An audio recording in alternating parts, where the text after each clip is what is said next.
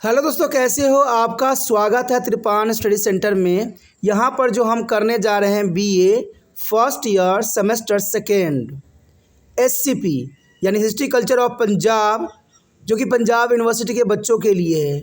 यहाँ पर जो हम टॉपिक करेंगे शिक्षा, महत्वपूर्ण विकास और तक्षशिला। और इसके अंतर्गत हम देखा जाए तो ऋग्वेदिक काल से लेके आधुनिक काल तक जो है शिक्षा के विकास पर हम प्रकाश डालेंगे, जो काफ़ी महत्वपूर्ण रहेगा। और सब तब होगा जब हम वीडियो स्टार्ट करेंगे। लेकिन वीडियो स्टार्ट करने से पहले एक बात जो मैं हमेशा कहता हूँ कि जितना हो सके इस वीडियो को शेयर जरूर करें, क्योंकि शेयर दूसरे बच्चों का केयर है और आप ही एक माध्यम है जो शेयर कर सकती हो। जितना हो सके ग्रुप पे लगाइए, जितना हो सके अपने मोबाइल पे स्टेटस लगाइए, जिससे दूसरे बच्चे का भी फायदा हो। अगर आप मेरे लिए अच्छे करते हो तो आपके लिए भी त्रिपान स्टडी सेंटर समय समय पर वीडियो बनाता रहेगा और आपको लाभान्वित करता रहेगा। आप अपना कार्य कीजिए, त्रिपान स्टडी सेंटर अपना कार्य करेगा। पहली बार मेरे चैनल पे आए हो, पहली बार वीडियो देख रहे हो, समझ में आ रहा है, अच्छा लग रहा है और चाहते हो कि और भी वीडियो आपको इसी पर प्राप्त होता रहे, दोस्तों सोचना नहीं है, जो है त्रिपान स्टडी सेंटर को सब्सक्राइब करके अपने मोबाइल में सेव करना है। सेव करने से आपका मोबाइल का स्पेस भरेगा नहीं, लेकिन एक बात हमेशा रहेगा कि समय समय पर आपको हर एक वीडियो प्राप्त अवश्य हो जाएगा। और यहाँ पर 6वीं कक्षा से लेके एमए तक के वीडियो सारे उपलब्ध है प्लेलिस्ट में, इसलिए सोचिए नहीं, विचार न कीजिए, त्रिपान स्टडी सेंटर को सब्सक्राइब करके अपने मोबाइल में सेव कीजिए। चलिए, ये तो था आपके लिए। अब देखते हैं कि हमारे जो है अध्ययन के अंतर्गत क्या यहाँ पर टॉपिक आया है। यदि हम बात करें यहाँ पर राजपूत काल में शिक्षा का विकास, तो कहते हैं महत्वपूर्ण समय काल थी जब राजपूत जो है शिक्षा का जो है प्रमुख रूप हुआ करता था। यानी राजपूत काल में शिक्षा का काफ़ी प्रसार देखने को मिला और विकास भी हुआ। और ये बात महत्वपूर्ण इस बात से लगाई जा सकती है कि राजपूत काल में शिक्षा का प्रचार प्रसार प्राचीन ढेरों एवं वस्तुर जारी रहा। जो प्राचीन समय से जो शिक्षा चली आ रही थी, राजपूत काल में भी शिक्षा उसी प्रकार से चली आ रही थी। और इस समय शिक्षा की पद्धति एवं परंपराओं में कोई महत्वपूर्ण परिवर्तन हमें देखने को नहीं मिलता, क्योंकि पहले जैसे थी वैसा ही शिक्षा जो है राजपूत काल में भी देखने को मिला। पहले की तरह लोग गुरुकुल में शिक्षा ग्रहण करने के लिए जाते थे एवं गुरु का जो है आध्यात्मिक सम्मान भी करते थे। यानी देखा जाए तो पुराने समय जैसा ही यहाँ पर भी परंपरा चली आ रही थी। मंदिरों एवं मठों और विहारों में आम लोगों का जो है निःशुल्क शिक्षा दी जाती थी। आप सोचिएगा कि आज भारत सरकार जो है शिक्षा निःशुल्क दे रही है, तो बहुत ही महत्वपूर्ण कार्य कर रही है। लेकिन दोस्तों, ये सिर्फ आज का दस्तूर नहीं है। कहते हैं पुराने समय से वैदिक काल से ही जो है शिक्षा निःशुल्क दी जाती थी और इसमें कोई दो राय नहीं है। मंदिरों एवं मठों बौद्ध विहारों में आम लोगों को जो है निःशुल्क शिक्षा दी जाती थी और राजपूत वेदों का अत्यधिक सम्मान करते थे। जो राजपूत होते थे वो वेदों को बहुत ही सम्मान करते थे। इसलिए देखा जाए तो रामायण एवं महाभारत के पवित्र ग्रंथ को मान्यता प्राप्त थी। यानी राजपूत काल में जो है रामायण महाभारत के पवित्र ग्रंथ को जो है मान्यता प्राप्त थी। और ये महत्वपूर्ण बात आ जाता है। देखा जाए तो धारा के राजपूत राजा मंच एवं उनके पुत्र एवं उत्तराधिकारी राजा भोज स्वयं उच्च कोटि के विद्वान थे। और इससे ये अनुमान लगाया जा सकता है कि राजपूत काल में शिक्षा का उच्च कोटि का हुआ करता था। और इन दोनों के अलावा पृथ्वीराज चौहान एवं अन्य विद्वान राजाओं ने भी जनता के बीच शिक्षा के प्रचार प्रसार में महत्वपूर्ण योगदान दिया। तो ये देखा जाए तो महत्वपूर्ण है कि पृथ्वीराज चौहान ने भी और अन्य राजाओं ने भी शिक्षा का प्रसार में महत्वपूर्ण योगदान दिया। आप ये सोचिएगा कि आज शिक्षा का सदर उच्च है, तो ऐसा नहीं है। पहले के समय में भी शिक्षा का सदर इसी प्रकार की थी। कहते हैं शिक्षा का सदर कभी गिरा नहीं है, हर उच्च वर्ग को शिक्षा हमेशा मिली है और ये आज भी देखने को मिल रहा है। आज उच्च वर्ग को ही शिक्षा प्राप्त करने का अधिकार दे दिया गया है। और इसका कारण कहीं ना कहीं आपको पता ही होगा कि शिक्षा जिस माध्यम से दी जाती है, उनके सामग्री जो है इतने महंगी होती है कि आम गरीब जो है शिक्षा से आप दूरी बनाते चले जा रहे हैं। सरकार बेशकली कह रही है कि हम निःशुल्क शिक्षा देते हैं, लेकिन सरकारी स्कूलों में तो शिक्षा का प्रावधान भी सही प्रकार से सुनिश्चित नहीं है। तो इसीलिए देखा जाए तो आज गरीब अमीर में बहुत जो है अंतर देखने को मिलता है। आज अमीर अमीर बनता जा रहा है और गरीब गरीब बनता जा रहा है। तो कहीं ना कहीं जो है भारत सरकार की शिक्षा की नीतियों का जो है गलत अनुसरण है। और कहते हैं जब तक ये अनुसरण बदलेगा नहीं, समय जो है इसको कभी आगे बढ़ाएगा नहीं। इन राजाओं के दरबारों में विद्वानों, कवियों एवं लेखकों को एक लंबी श्रृंखला थी। देखा जाए तो राजपूत काल में विद्वानों, कवियों और लेखकों की एक लंबी श्रृंखला थी। इससे ये पता चलता है कि इस समय शिक्षा का स्तर उच्च थी, जिनके लेखनी के माध्यम से शिक्षा का, साहित्य का बेहतर विकास संभव हुआ। कहते हैं जितना कवि होंगे, लेखक होंगे, विद्वान होंगे, शिक्षा का स्तर उतना ही उच्च होगा। लेकिन आज के समय में देखिए, आज के समय में जो टीचर गण होते हैं, आज जो है स्क्रीन पे क्वेश्चन आंसर चला देते हैं, कहते हैं बच्चे नोट कर लो। समझाना तो दूर की बात है, मोबाइल पकड़ा देते हैं, कहते हैं बच्चे क्वेश्चन नोट कर लो। खुद जो है अदर अलग साइड में बैठ के मोबाइल जो है बेहतरीन चीज़ों का जो है नज़ारा देखते रहते हैं, और बच्चा जो है अपना मर्जी से जो मर्जी चाहे लिख लेता है। तो यही बात है शिक्षा का जो स्तर आज कम होने का। और इन विद्वानों ने बड़ी मात्रा में कविता, कहानियाँ, जीवनी, इतिहास, साहित्य, व्याकरण विद्या, औषधि विज्ञान, दर्शन शास्त्र, संगीत शास्त्र एवं साहित्य बाधाओं में अपनी लेखनी का जौहर दिखाया। तो देखा जाए तो राजपूत जो काल है वो काफ़ी महत्वपूर्ण काल है, क्योंकि इसी समय काल में बहुत से कविताएं, कहानियाँ, जीवनी, साहित्य, ऐतिहासिक साहित्य, व्याकरण विज्ञान, औषधि विज्ञान, दर्शन शास्त्र आदि कई महत्वपूर्ण लेखन का जो है हमें जौहर देखने को मिलता है। और इस काल के महत्वपूर्ण लेखक थे जो है पद्मगुप्त, धर्मगुप्त, मशहूर कवि जैसे भट्टी, मेघ, जयदेव, जो प्रेम पर लिखने वाले कवि थे। और इसके तरह कुछ लेखन इस समय में रामायण, महाभारत एवं पुराण पर भी केंद्रित थे। भभूति राजशेखर एवं आनंद वर्मन प्रख्यात नाट्यकार थे, और चंद्रवरदाई, विलहना, होमचंद जीवनी लेखक थे। कलहन इतिहास के लेखक थे, और क्षेमेंद्र और सोमदेव जो विवरणात्मक साहित्य रचा। जयदीप एवं सर्ववर्मन जो है व्याकरणाचार्य थे, और हेमचंद्र और यादव भट्ट शब्दकोशी थे। तो देखा जाए तो यहाँ बहुत से ऐसे विद्वान थे जिनका अपना ही जौहर था। भास्कराचार्य की वैज्ञानिक रचनाएं, बाणभट्ट, मधुकार, औषधि विज्ञान संबंधी रचनाएं, हेमचंद्र और शंकराचार्य की दर्शन शास्त्री संबंधी रचनाएं हमें जो है राजपूत काल में ही देखने को मिलता है। इवन देखें तो दंडनी एवं धम्मापाल के जो है गद्य लेखन तथा शरणदेव का संगीत पर किया गया कार्य भी काफ़ी जो है उल्लेखनीय है। तो ये महत्वपूर्ण बात है। देखा जाए तो राजपूत काल में देसी बोलियों एवं भाषाएं जैसे हिंदी, गुजराती, मराठी एवं बंगाली भाषा ने भी काफ़ी तरक्की किया। उच्च वर्ग के लोगों का भाषा संस्कृति थी, जबकि सामान्य जन की भाषा प्राकृतिक थी। तो ये महत्वपूर्ण बात है कि जो उच्च वर्ग के लोग होते थे उनकी भाषा संस्कृत होती थी, जबकि सामान्य वर्ग के लोगों का भाषा जो थी प्राकृतिक थी, जो नॉर्मल थी। राजपूत काल की सुंदरता इस बात से भी मानी जाती है कि इस काल में महिलाओं को शिक्षा की ओर भी संबंधी राजाओं ने पर्याप्त ध्यान और प्रोत्साहन दिया गया।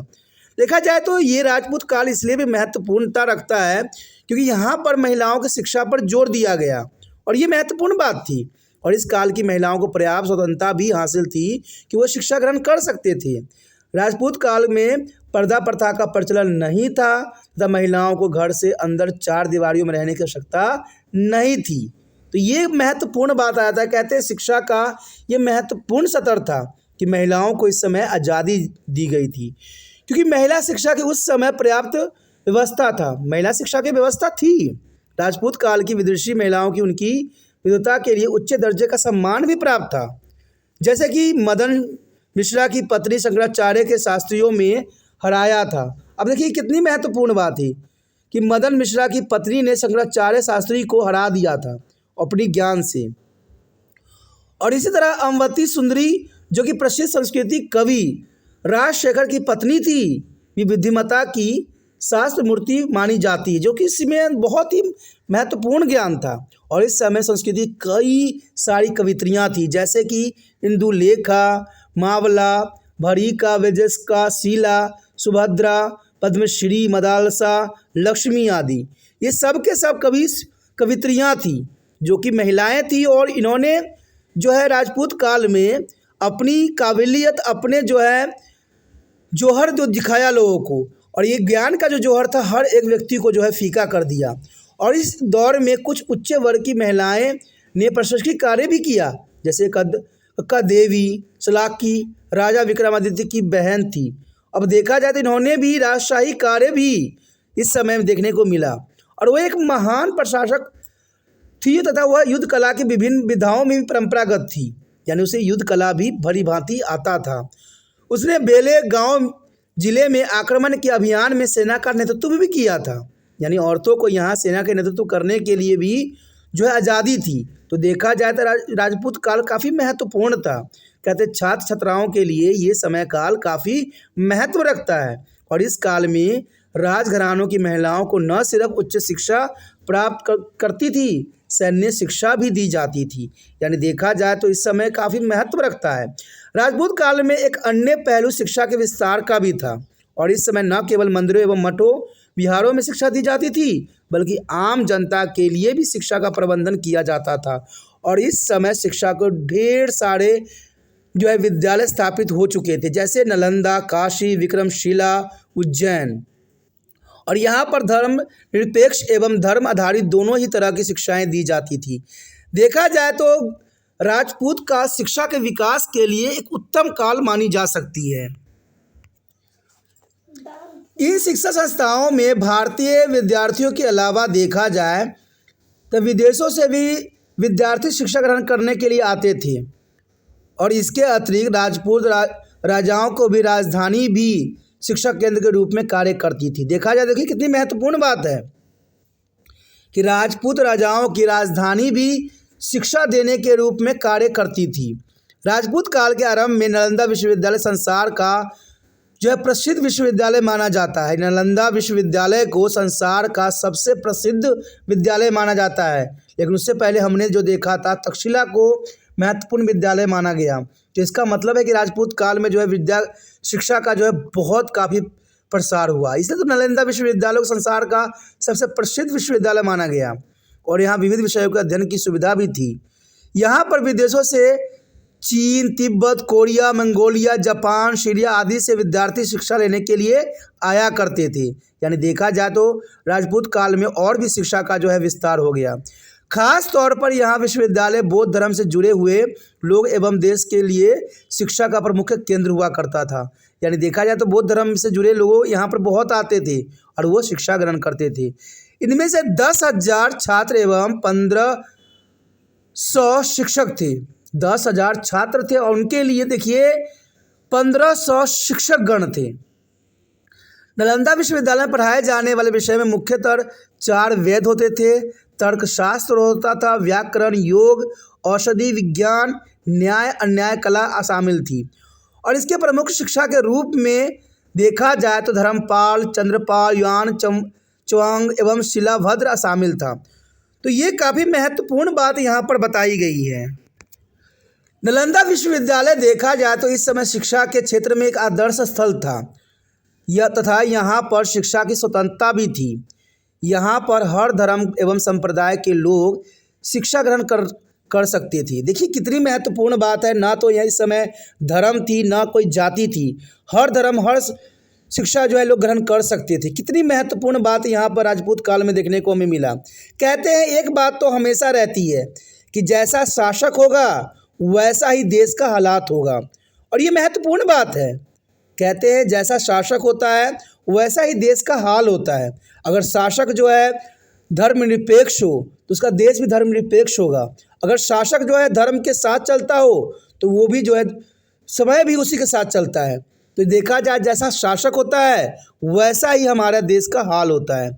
और ये बात राजपूत काल के शिक्षा विकास ने साफ शब्दों में बता दिया।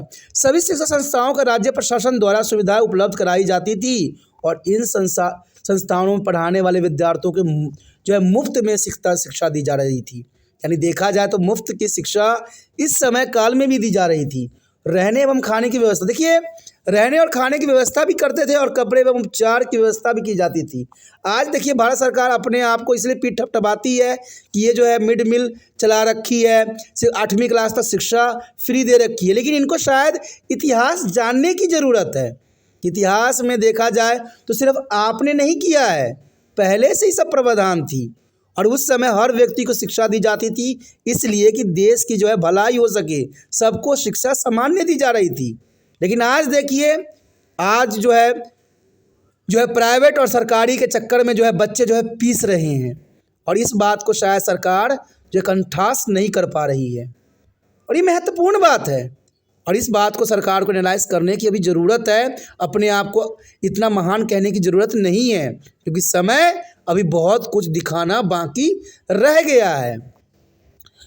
बुद्ध मठ एवं विहार इस समय शिक्षा का ज्ञान के महान केंद्र के रूप में जाने जाते थे।